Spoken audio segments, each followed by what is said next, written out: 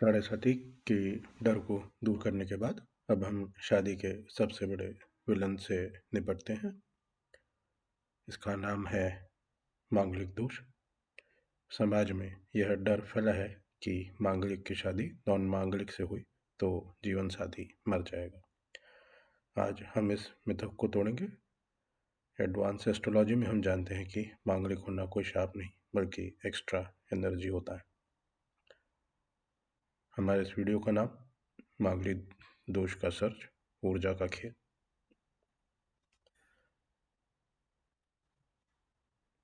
नमस्ते दोस्तों, advance course के 7वें वीडियो में आपका स्वागत है। शादी की बात आते ही सबसे पहले यही पूछा जाता है, लड़का लड़की मांगलिक तो नहीं।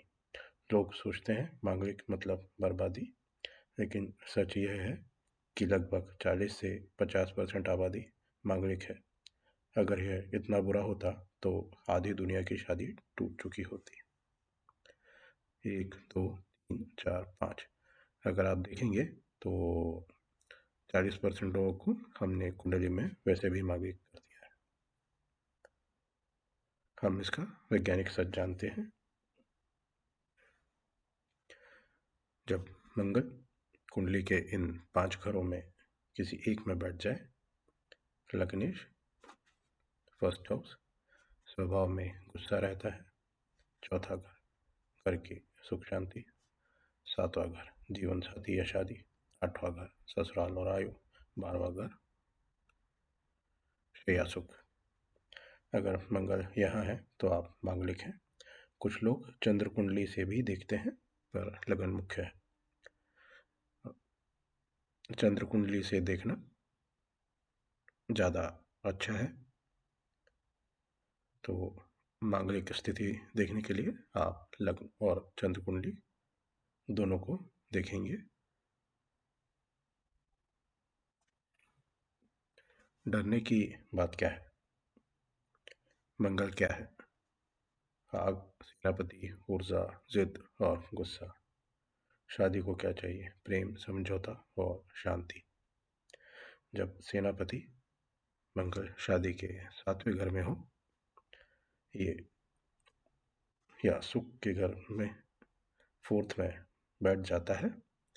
मंगल जब शादी के घर 7वें या सुख के घर 7वें या चौथे में बैठ जाता है तो वो वहाँ युद्ध शुरू कर देता है। छोटी छोटी बातों पर झगड़े होते हैं। यह दोष नहीं बल्कि ऊर्जा का मिसमैच है।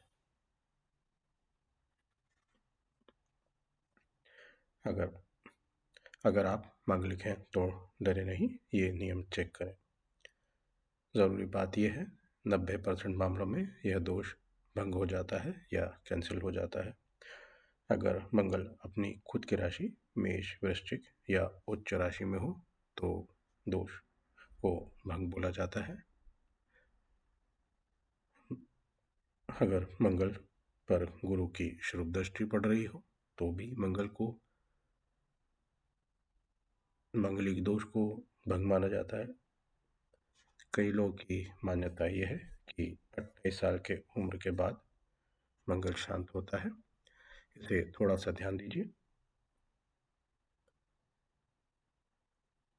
ये सिर्फ हो सकता है क्योंकि कुछ विद्वानों का मानना है कि 28 के बाद व्यक्ति में समझ बढ़ जाती है, लेकिन ये सिर्फ मानना हो सकता है।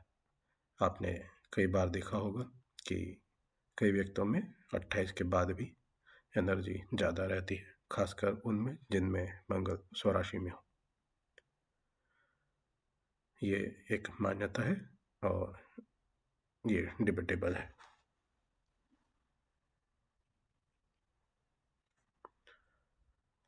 अगर कोई चीज़ डिबेटेबल है तो हम देखेंगे कि उसे सबसे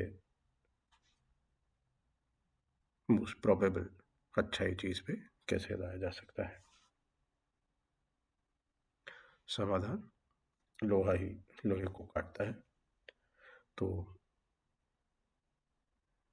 मोस्ट प्रोबेबल बेनिफिशियल उपाय क्या हो सकता है? ज्योतिष का नियम है, लोहा ही लोहे को काटता है। एक मांगलिक की शादी दूसरे मांगलिक से करा दीजिए, क्योंकि दोनों में हाई एनर्जी है। दोनों एक दूसरे के गुस्से और जुनून को समझ पाएंगे और हैंडल कर लेंगे। अगर एक हाई एनर्जी वाले की शादी लो एनर्जी से करा दे तो लो एनर्जी वाला दब जाएगा या बीमार पड़ जाएगा। इसलिए हम मांगलिक मिलान करते हैं। दोस्तों, एक और बात ध्यान रखिएगा,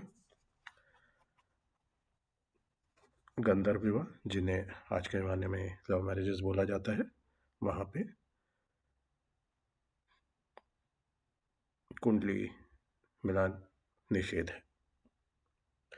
आप आज इस वीडियो के होमवर्क के लिए आप अपनी कुंडली चेक करें, क्या मंगल 1, 4, 7, 8 या 12वें घर में है। अगर हाँ, तो क्या वह अपनी राशि या उच्च राशि में है? क्या आप वहाँ पे दोष भंग देख पा रहे हैं?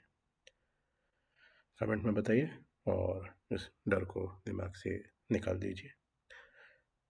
आप या आपके कोई भी मित्र अगर अपनी कुंडली का डिटेल एनालिसिस करके वीडियो बनवाना चाहते हैं तो हम उस अवसर के लिए बहुत उत्सुक होंगे। हमारे साथ बने रहिए, सीखते रहिए और एक बात हमेशा ध्यान रखिए, होइए वही जो राम रच राख।